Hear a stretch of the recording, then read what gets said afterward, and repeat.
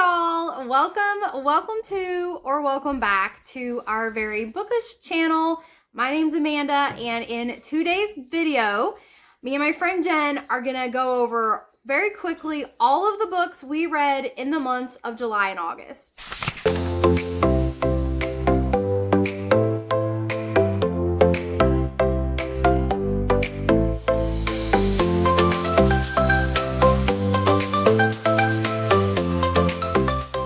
Hey guys, welcome to our recap. We are going over July and August. So I have a pile of books to talk about. So there's 20 total books I read between July and August, but I think 11 of those are already in videos. It was a pretty much like half and half. I don't think that's too bad. My July was definitely better than my August. I got more in July than August. For the most part, it was pretty equal. It is a big pile of books, so I'm gonna jump right in. I'm going to go through them in order of how I read them, I think is the best bet. And then if it has a vlog, I will just refer you guys to that one instead of explaining it in depth. The first one in July that I read in preparation of another book that I was going to be reading an arc for is The Wonderful Wizard of Oz, because later in the month I'm going to be reading an arc, and I'll just go over that when I get to it. But I never read this one as a kid, so it wasn't a reread. I did watch the film, obviously, and love the film, and also the 80s film that was kind of a sequel that was very, very dark and kind of crazy. So I wanted to read this because just in case it differed from the film for the book that I was going to be reading later in the month.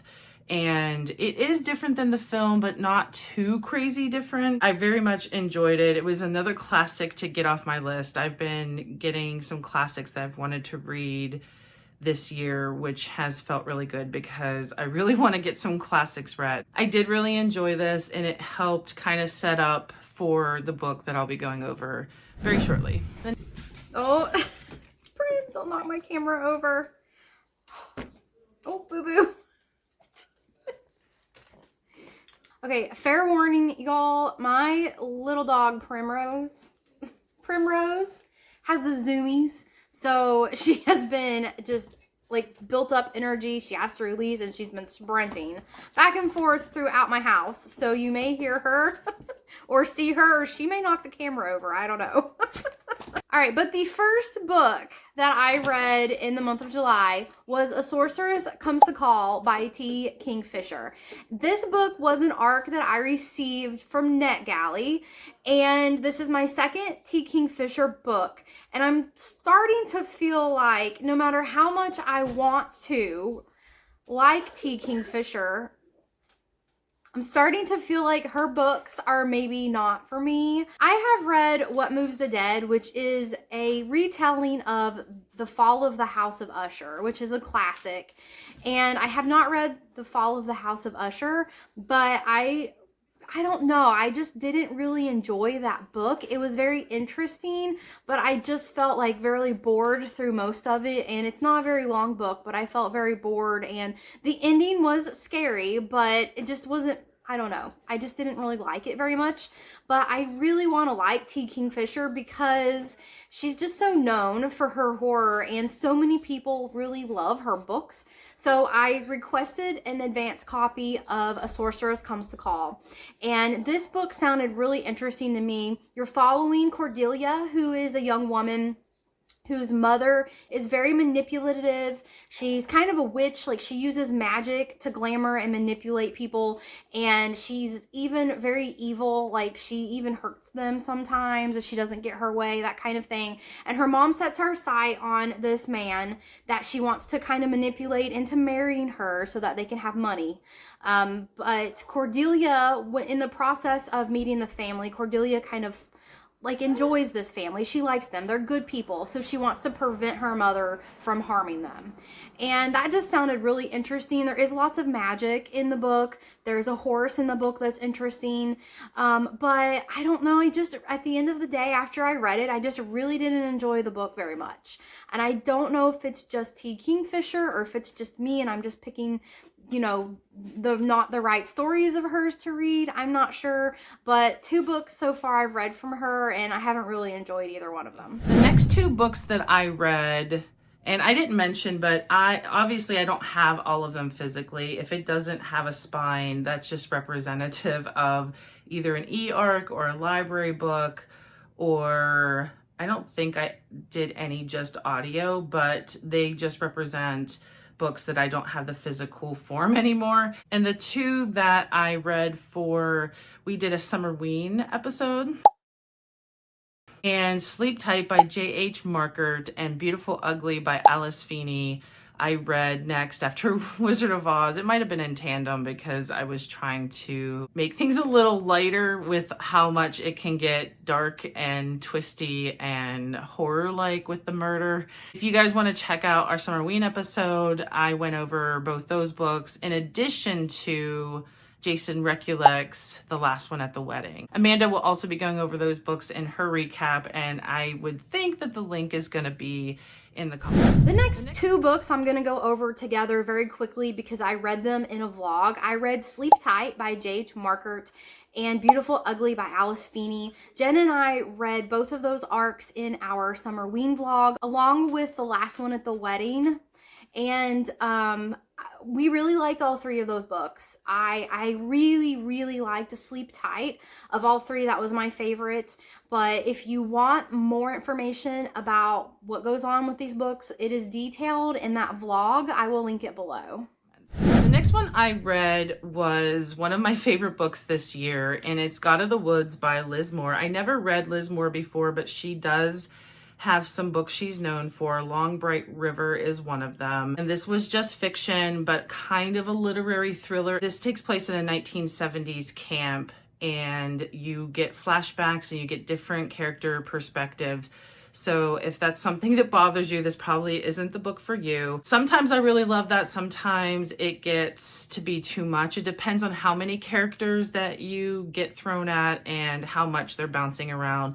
I felt it worked really well in this book. The ending for me, I say this a lot whenever I'm going over books, can make or break a book for me. Sometimes it makes it just one of the best books I've ever read, and sometimes I feel like it takes away so much from the story that I end up not liking the book as much. But this one elevated the book, in my opinion, and how it ended. During this camp, you see some of the characters that you see talk about a disappearance that happened about 13, 15 years before. Those parents had a daughter, and she's now at the camp.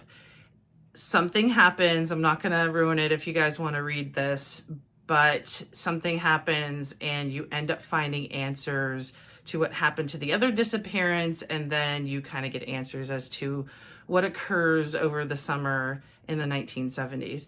I thought the writing was fantastic. I love the way this was written, so that was a big draw for me, but also, as I said, the ending really made this book. So I was very, very happy with this one. It's one of my favorites from this year. The next book I read was also an arc that I got. It's called A One Big Happy Family by Jamie Day. I found this on NetGalley. This was a thriller, and in this book you're following 3 siblings, 3 sisters specifically, and the father of the family dies, and they kind of fight over the inheritance of this big hotel that has been a family home and that has been in the family for a long time. And it's just kind of a domestic thriller. You find out lots of secrets that have been hidden within this family. The sisters' spouses and children are involved with also keeping secrets, and there is some murders that happen.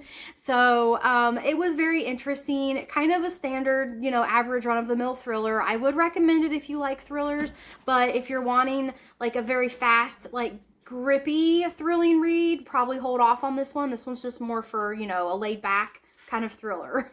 The next one that I read, I absolutely loved, because if you watch any of our videos, I kind of go on and on about Sophie Cousins. She has a book coming out in November called Is She Really Going Out with Him? I was very, very lucky to get an electronic arc for that. And of course, I had to read it as soon as possible. So I did read that in July. I did an arc review, and Amanda's going to be posting that. I can't remember when she said she was going to have that posted, but you guys can see that once it's posted. I don't think she'll be able to link it unless she puts it out before this video. Romance isn't my typical genre. I really love thrillers and fiction. I dabble in fantasy, sometimes science fiction. Romance has always been one of those that it wasn't that I necessarily stayed away from. It just never really spoke to me as much as the others. I don't know what that says about me, that I'm more drawn to murder than books about romance and love. Something about Sophie Cousin's writing, it's so funny and it's relatable, and it's just, I love the way she writes. It's definitely the writing that draws me in, and they're not spicy at all. They are just kind of like rom-com, I would call it. You can definitely picture a rom-com movie coming from her books. The very first one that I fell in love with was The Good Part, which I read at the very end of last year. And I would say of all the ones, because I read all of her books this year, of all the ones that I've read this year, Is She Really Going Out With Him is my favorite if I had to choose. Really, all of them I love. This one's about a mom who is divorced, and her relationship with her ex is pretty amicable, but her job is kind of iffy since she is a writer for a magazine and they're not doing well financially.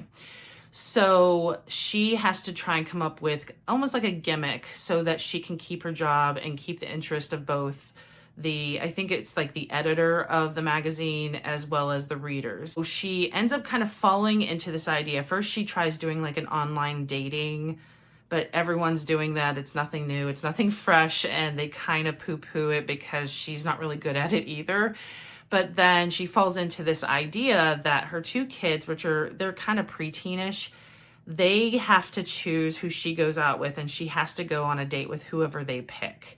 And of course, they're picking like their friend's dad and the neighbor and the postman. Like it ends up being very, very comical. Of course, there's a rival writer that is at the magazine that's doing a column that's kind of in tandem with hers, and it was his idea. And you kind of see that he has feelings for her, and she doesn't really seem to want to have anything to do with him. So it's kind of an enemies to lovers sort of situation. So there's a lot of comedy, there's a lot of romance and tension in there, and I just thought it was very heartwarming. Take a look for the ARC review that I'm going to be doing when Amanda posts it. And I would definitely suggest, if you like anything like rom-com, romance, humor, you would definitely love her books. I would say she's similar to like an Emily Henry. So if you're an Emily Henry fan, I definitely think you should check out Sophie. The next book I read is a physical ARC I got called The House of Glass by Sarah Buchanan. And this author writes, usually with another author. Oh, I can't think of the other author's name on the top of my head, but she usually co-authors books. This book she wrote on her own. It says on here she is also the author of, she's the co-author of The Golden Couple and The Wife Between Us, which are very, very big thrillers. I have not read either. I think I own The Golden Couple. I think I found that at a library book sale, and I own it, but I have not read it yet. So I was super excited to get this in the mail. Also love the bright colors of the cover. This is basically a domestic thriller with a seemingly evil child. So there's a divorce that's going on in this book, and there's a lawyer that's assigned to help determine where the custody of the child of this family is going to go. The child is a young girl,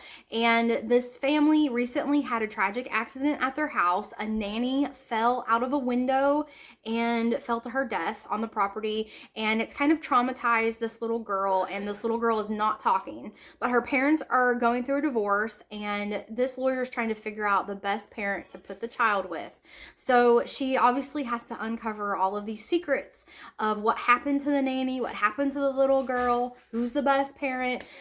So it was a domestic thriller. It was pretty good. I think if I had to rate it, I'd probably give it 3.5 stars. It was a little better than average.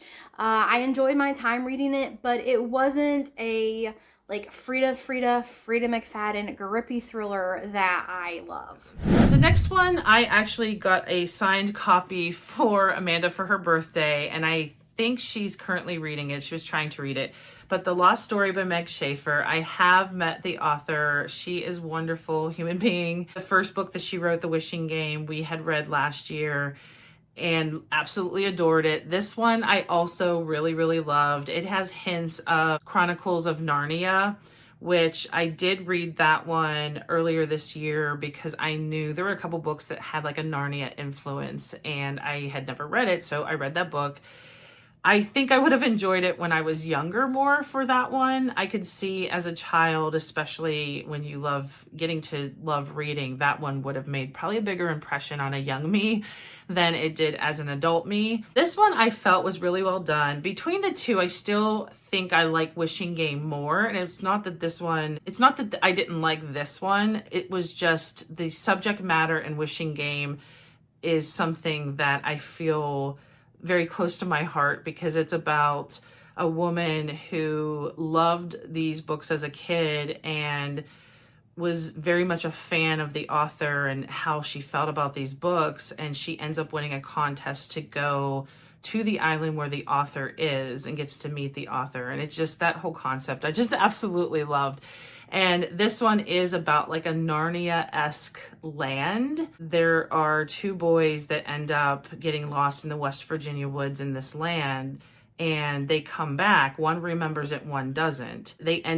One of them ends up running into a woman who's trying to find her sister. One boy, who now is grown up, has a strong sense that the missing sister is in this magical land, and he has to go back to his friend because they were kind of separated once they came back from this land, and they have to try and find this land again so they can find the sister. So it's very much has those magical elements that kind of Narnia has, and I really did like the story. But the Wishing Game subject matter, I think, was just something closer to what I love to read about. But this one I would still highly recommend, especially if you liked Chronicles of Narnia and just like that kind of like magical fantasy type setting. This one would definitely be one that you would love. One quick thing. So in here, I also got mine signed, and her husband actually made the map in here and he signed it as well with a little drawing there. But I love the books that have like that map and further illustrations in them. I feel like it always adds to the story. And The Wishing Game had that too. And I really feel like this was just a special book. The next book was another ARC I read on my tablet called The Perfect Sister by Stephanie DeCarlos. And this was a really fun thriller. This book takes place at the Hamptons, which is a setting I've actually never read before. It just is a setting I'm not as interested in. I'm just not as interested in the hot, beachy Hamptons setting. I don't know why, but I actually enjoyed the setting in this book. It was kind of fun to step out of my norm.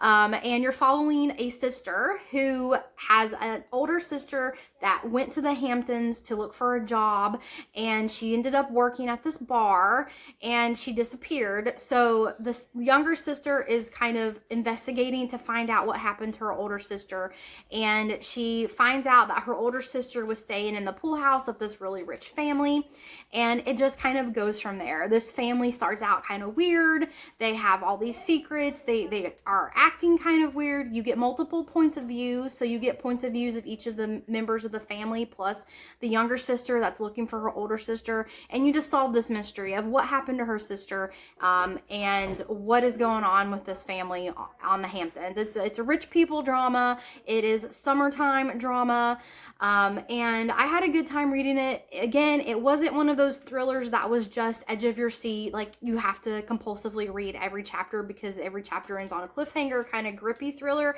but it was solid. It was a good thriller, and I'm really glad that I read it. The next one I don't have because I had gotten it out of the library, and it was called A Step Past Darkness by Vera Curian. We had done it for a secret vlog that Amanda can put in the comments below. I did really enjoy it, but if you wanted to see more about that book, I did a vlog for it, so feel free to click on that and enjoy as I read that one. Next book I read was the book that I read for our little free library vlog, which I will link in the description below, and that was Thick of Thieves by Sandra Brown. Again, it was another thriller. I had a lot of thrillers in July. I read a lot of thrillers in July. So that was another thriller. And if you want more information about that book, I will link the vlog in the description below. The next one I read as an electronic e-arc, and I didn't do an arc review because I literally read it a day before it came out. And it was called The Most by Jessica Anthony. It was a very short, I would call it novella, because I want to say at most it was 200 pages.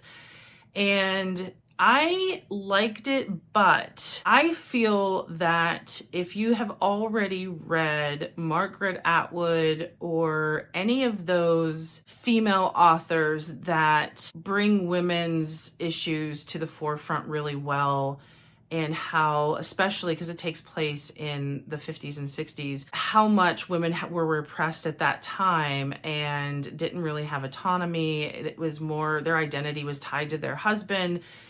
I feel I've already read a lot in that, I don't know if I would call it genre, a lot in that vein. I feel if this was the first book, you never read Margaret Atwood, you haven't read, for some reason I can't think of any other authors other than Margaret Atwood at this minute, but there are more. Charlotte Perkins Gilman is another one. If you haven't read Yellow Wallpaper, if you've never read any of that and this was your first book, I think it could be very mind-blowing and kind of make you understand how much women didn't have autonomy at that time. Because I've already read a lot in that genre, I don't feel like it brought anything new. It was still very interesting the way it was talked about, because this woman, she has kids, she's married, doesn't really have like a life of her own. Anything she's doing, she's just doing for her husband and kids. And one day she gets into the swimming pool of this new place that they moved to, and she doesn't get out. Without ruining too much, because if you guys want to read this, without ruining too much, you find out kind of things towards the end, more to the story, that kind of make you understand even more of what's happening. Because there's obviously more to it than just she gets in the swimming pool and doesn't get out. So I enjoyed it, but it didn't really knock my socks off, because I've read things that were really well done in that genre, because Margaret Atwood is one of my favorite authors. And of course, Yellow Wallpaper is one of those influential books. Well, I don't know if I would say it's a book. That one's also like a short story novella. Nothing to me is ever going to top Yellow Wallpaper about women and what happens psychologically when their identity is repressed. If that is something in that genre you really like, you would want to read more, that one would definitely be for you. Or if you haven't read and you want to start something, this would actually be a good foray into that subject material. But I would highly suggest Yellow Wallpaper and Margaret Atwood. I did think it was a really well done book, so I would suggest it. It was just because of my experience with what I've read, it just wasn't anything new for me, but I did enjoy reading it. The next book that I read, I was so excited to get a copy of. It was The Unwedding by Ali Condi, and I read Ali Condi's young adult books. I read some of her young adult books. She has a standalone book called Atlantia, and then she has a trilogy that she wrote, a dystopian trilogy, and I read those years and years ago, and I remember liking them. So I was really excited to see that she came out with an adult thriller.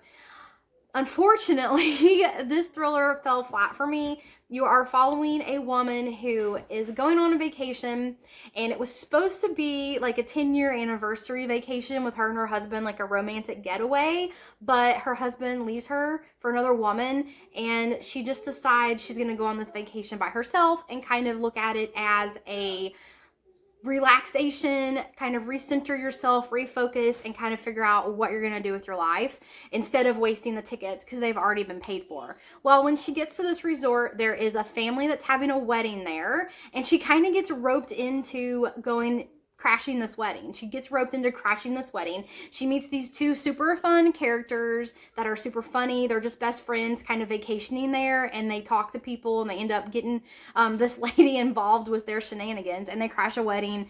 And then later that day, a tragic accident happens, and someone from the wedding, I'm not going to tell you who, someone from the wedding gets killed, and then the power goes out, there's a big storm, and I think the only road that goes into this resort is blocked by a big tree that fell, something like that. So Yeah, it's a lot going on in the beginning, but then I felt like the book kind of slowed down a lot, and the ending was okay. So that's just my opinions. I hope you all read it for yourself because I really enjoyed Ali Condi's books when I read them years ago, her young adult books.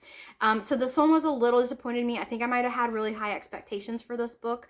So it was just a little disappointing, but again, it was a solid thriller. I would say if it sounded like something you're interested in, I would give it a try. The next one was an electronic arc that I read, and I had referred to it earlier because I read Wonderful Wizard of Oz. This one is called After Oz by Gordon McAlpine. I don't know what I expected with this one, but I feel I was very surprised with what it ended up being. It is more in a thriller suspense vein than I thought it was going to have some mixtures of fantasy. And it's kind of a sequel to Wizard of Oz. It's when Dorothy wakes up after she has been to Oz. And you see how her Aunt Em and her uncle don't really know what to make that she said she was at this magical land after a twister had demolished things on their property. But the way they do it is she was missing for several days after this tornado. When they find her in a field, and she tells them where she feels she was, but they just think she's, she hit her head and didn't know what she was doing. Find out that she can't really let this go, and she says some things that make them concerned because she talks about melting the witch. And then they find the older woman that is kind of fits who she said was the Wicked Witch, like the description. And they find her dead. They think, did this 11-year-old girl kill this older woman and is like lost her mind and saying she, was at a magical land? They put her in a sane asylum, and then this doctor hears about this case and comes to talk to Dorothy. And I was on the fence with this book because I feel like it was a little drawn out, even though it's not that long of a book. It was a little drawn out with dialogue, especially when this doctor/psychologist comes to talk to Dorothy, and the dialogue between them, I feel like, oh my God, come on, get to the point. And then it turns into like a murder mystery, finding out who killed the Wicked Witch, which I don't think I was necessarily thinking it was about. I thought they would somehow go back to Oz or like try and find out if Oz really exists, and that wasn't the goal of this book. It was more about, okay, who killed this older woman? It was a very interesting take on a sequel to Wizard of Oz, and it is very dark. It is not something I would say is a sequel in terms of, because there were real sequels that L. Frank Baum did for kids, but this was in a adult version. I did think it was worth reading, and it's, as I said, not that long, but it was not what I expected at all. And sometimes that can be good, but I was on the fence of that because it was very dark. And I kept thinking like, wow, I'm reading a lot of dark things this summer. Like I usually read a lot of thrillers and things that are dark, but I kept trying to find something to kind of balance that because too much of anything is never gonna feel that great. Yeah, that was After Oz by Gordon McAlpine. It was a little different. Then I read Will Dean's The Chamber, and Jen and I did a full reading vlog on this. We both got arcs of this book, and we are Will Dean fans. We really, really liked the last one, which was a thriller that he put out before this one. But we were super excited to get The Chamber. And again, I think this book was just a little disappointing to me because I was really super excited and hyped about it. I just really like Will Dean's books. I've read The Firstborn, I've read obviously the last one, and then I read The Last Thing to Burn, and I have liked all of those books. The last one's the best one in my opinion, but I really liked all of those books. Super excited to read this one. This one kind of got overwhelming, I think. You could tell he did so much research into this topic of hyperbolic chambers and what the divers go through. And in that respect, it was very eye-opening. I had no idea how dangerous some of these jobs could be or how often some of these divers have to go underwater. It was entertaining as trying to figure out what's going on with these divers. They start dying and you have to figure out what's going on. And it is scary because, you know, you're kind of trapped in this chamber where people are dying and you don't know, is someone killing them? Is something killing them? Like, is there a poison? Is it someone that's in the chamber with you? Is it someone on the outside that's helping you, give you your meals and things? Like, you don't know any of that. So it was a little horrifying, but not my favorite Wilding book. My favorite is still the last one. Next one I read was for our little free library vlog, which I very much enjoyed doing that because I was able to actually find books this round, and we are going to be doing another little free library vlog this month. The one I ended up choosing, I got 6 books, and I would say 4 of them were ones that I wanted to read a lot. You know, I thought I was going to end up having to read something I really didn't want to read because I don't tend to find books I want in little free libraries. I ended up reading, mainly because I was reading too much dark, but I ended up reading Ellen Hildenbrand, 5-Star Weekend. And what's funny is I had always thought Ellen Hildenbrand's books were more on the lighter fiction side and almost like romance, because the covers, as you can see on the screen. Editing Amanda here, and I am just saying covers can be deceiving. This is why I talk about the covers, because I feel like it's so important for covers to represent the vibe of the book. And in this case, it did not. Because I don't have the physical book anymore. As I said, we're doing the little free library vlog again. I already have put it in another free library, doing some footage for the next vlog. I was surprised that it had some heavier subject in it. And I was thinking when I was reading it, like, wow, I can't get away from heavy subjects right now. It is definitely a more emotional, heavy life subject type of book.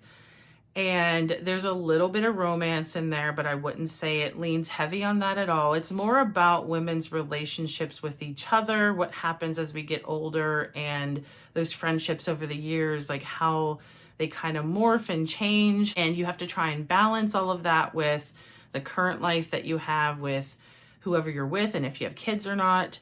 So, and there was a cancer scare in this book. So there's heavier life subjects for sure.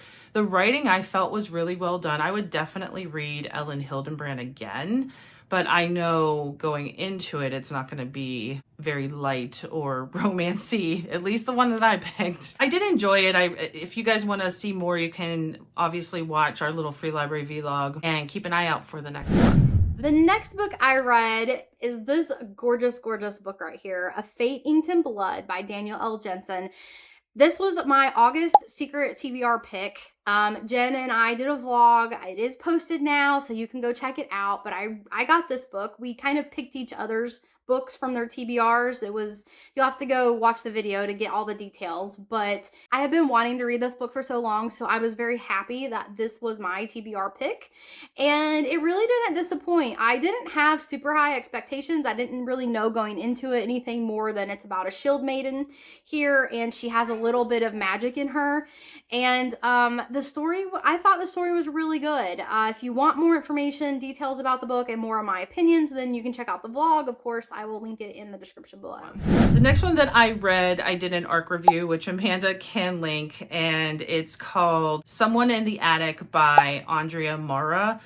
I loved this book. I felt, even though, again, it's another thriller, suspense, darker one, I felt it was really well done, very well paced, had some twists in there that I wasn't guessing. I very much enjoyed this book. So it's out now. You can see the ARC review for more of my thoughts, but you can definitely pick it up too since it's out. The next 3 books are books that I read for my Frida McFadden reading part 6 vlog. And that vlog is also up, so you'll have to go check it out. But Jen and I read all 3 of the same books.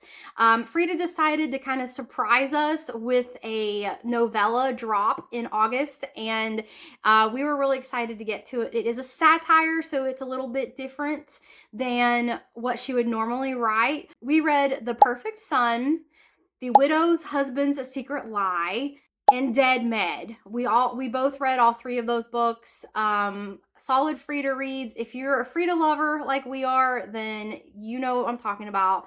You know what to expect with the Frida books. If you want more details about any of those books, then check out our vlog. The next one I kept seeing people talk about in the psychological thriller groups on Facebook, and I felt kind of that anticipation when you keep seeing people saying, "What is this? This is so good. I can't believe this book." And I fell victim to it. And I was like, I should see what that one's about. So I ran and got a copy of it. And it's called We Used to Live Here by Marcus Clower. And I don't even know what to say about this book. It was definitely different. And it was one of those books where you think you know where it's going, and you think you know what's happening with the characters or the plot, and then you just get like turned around and you don't know what's happening, and you don't understand what is going on with these characters or what the truth is. I know those books can't always feel good. I don't know how much I would say, yes, I'm a fan of those and read all the books that are like that. I kind of knew this one going in was going to have an element of that.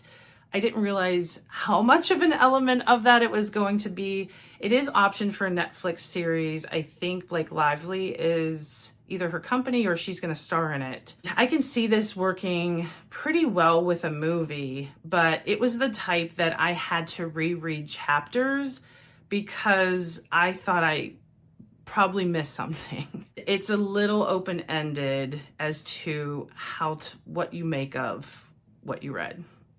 That's all I'm going to say about that, because I feel I definitely don't want to ruin it, but these kind of books you definitely have to experience for yourself.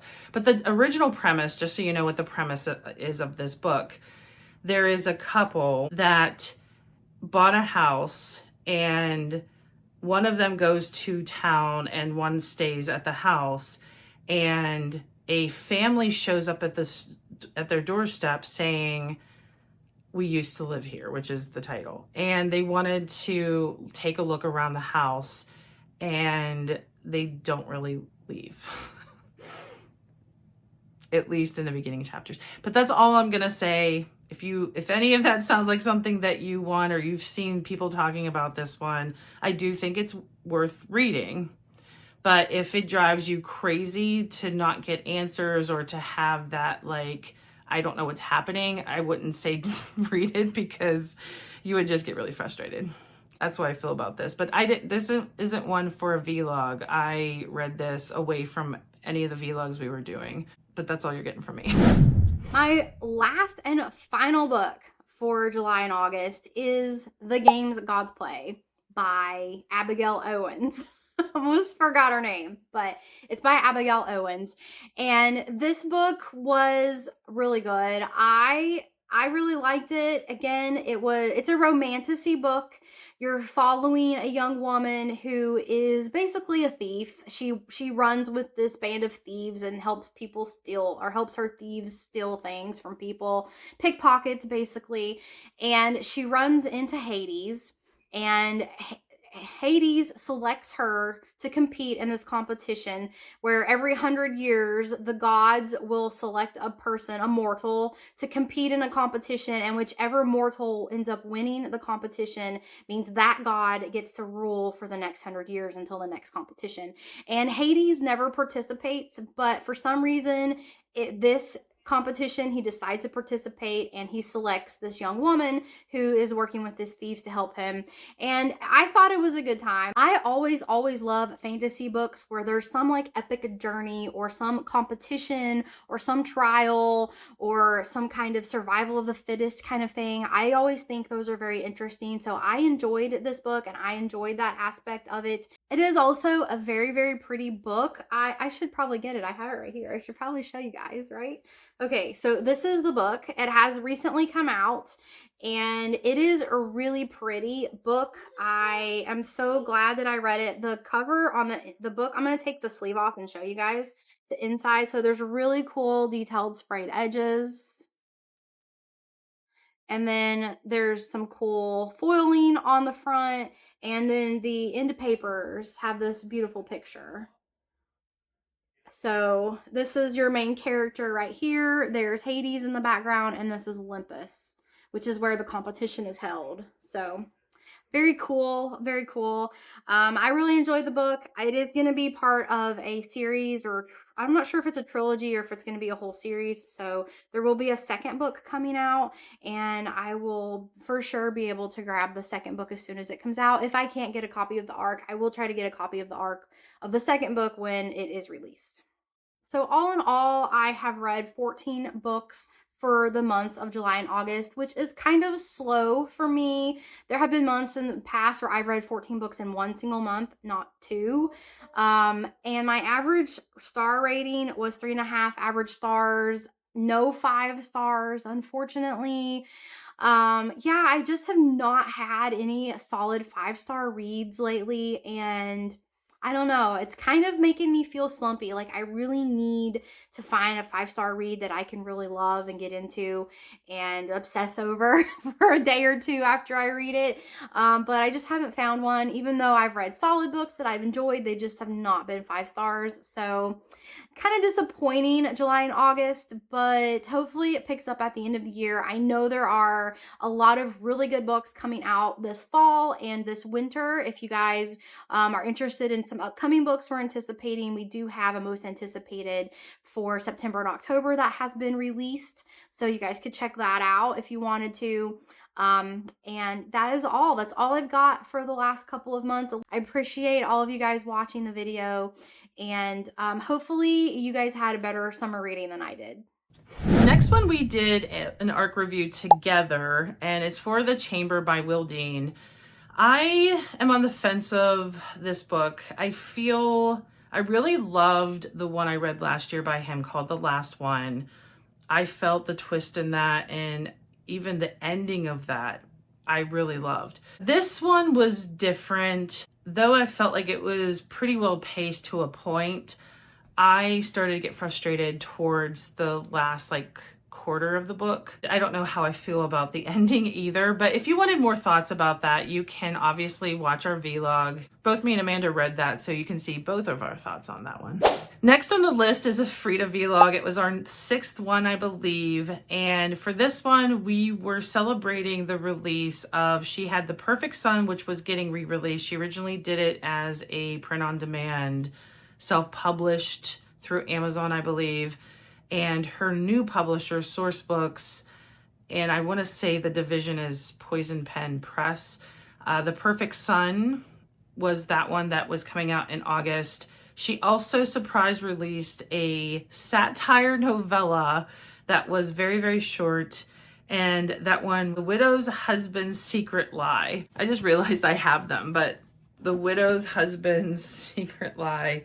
Very, very short little book. This was The Perfect Son that got re-released. And then Dead Med I had chosen because Frida recently redid this book, because when she had written this one years ago, it was called Suicide Med. And she didn't really like how it was plotted. There were things she wanted to fix. She didn't really like that title after a few years. She said it was problematic. And so she redid it. So we read these 3. Of course, it's Frida. I did love all 3 of them. There wasn't one that I felt was towards the bottom of the Frida books I've read. I would say Dead Men is definitely went into my top 3 now, and Perfect Son is still in, I would say, the top half of Frida's books that I've read. If you want to see more thoughts, you can check out our Frida vlog, because we did do one for this, and we are going to be doing one. The Boyfriend comes out October 1st. And we'll be deciding other Frida books we haven't read to go with that one. Next one that I read is Strange Sally Diamond. This was a kind of a different suspense novel. I had seen other vloggers talk about this one. It was talked about on the psychological thriller groups, and it caught my interest. It was one of the monthly picks for Barnes & Noble as well in August.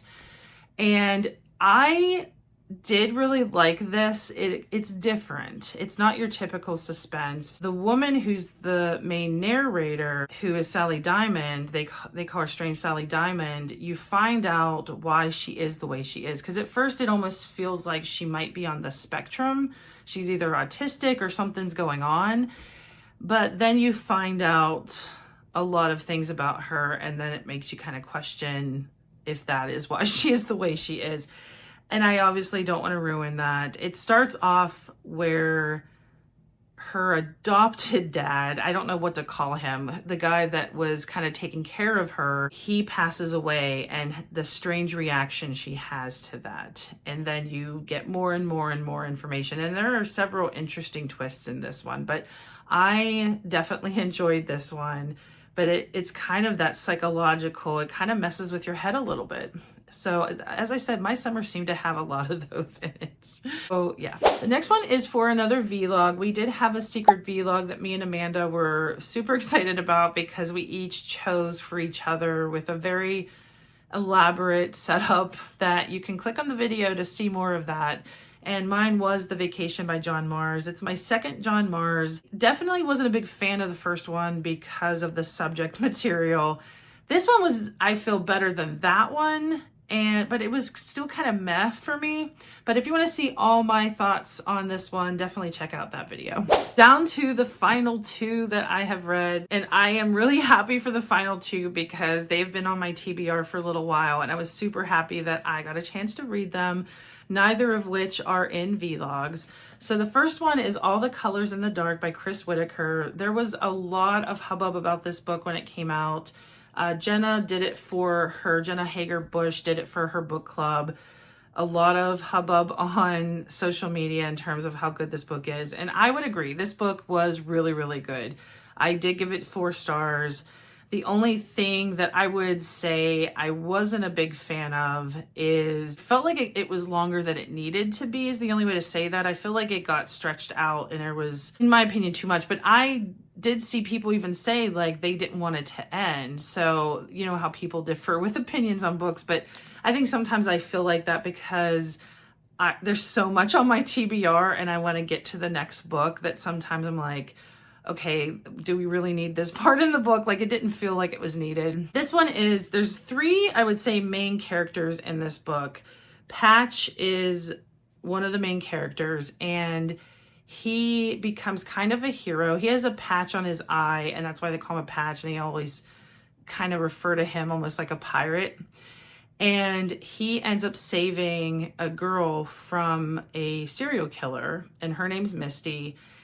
And the serial killer ends up taking him, kidnapping him, and kind of holding him. And he meets someone else when he is being held.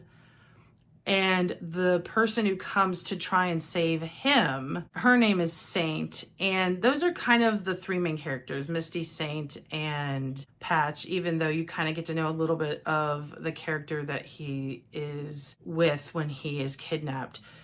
And you see, it starts in the 70s and continues over, I think it goes into the 90s. And you see the kind of the progression of these characters as things happen. I felt it was very well written in terms of dialogue and just how he sets it up in this book. And I know that's why some people were probably saying that they didn't want it to end. But I do feel parts for me in the middle that I felt like it was just getting dragged out a little bit. But I did give it 4 stars. I really enjoyed this book and I was really happy that I finally got to it. Last and certainly not least, I finally read a book, and what's funny is I read it almost less than a day because I started it on Saturday night and I finished by midday Sunday because I couldn't put it down. It was so good. And it was Look in the Mirror by Catherine Steadman. I didn't know what to expect with this book. I knew kind of the premise, and I'm glad that's all I really knew, is that a woman's father passes away and she gets inherited a elaborate house that is in, I think it's the Caribbean or the Bahamas, and she is just jolted because her father, she thought she knew really well, and he never mentioned anything like owning this property. And so she goes there to kind of figure out what's going on, and she ends up finding some things that are shocking. It's definitely feels like it's not what you're expecting. It was one of those type of books that you kind of have an idea of what you think it's about, and you end up getting jolted into like, oh, it's not about that. It's about this. And without ruining it, that's the only way I can say it, because I do think this is really worth reading. I absolutely loved it. I can't remember the last time I was so engrossed in a book that I read it less than 24 hours. So I would definitely recommend it, especially if you like suspense thrillers and plot twists. I very much enjoyed this one. Great note to end on. That was our July and August. Please let us know if any of these you have read and enjoyed, or have not enjoyed and disagree with any of our opinions. And also let us know anything that you think we should read based on any of these that we have read. Thank you for watching all of the picks, me and Amanda. That's probably, I'm assuming it's gonna be close to 40 books total between the two of us. So that's a lot of books to go through. So thank you so much if you did end up waiting all the way to the end. Keep an eye out for some videos we have coming out. We have a packed September. I feel like we probably overdid it again with how many we want to do, but keep an eye out for all the videos that we have coming out. And until next time.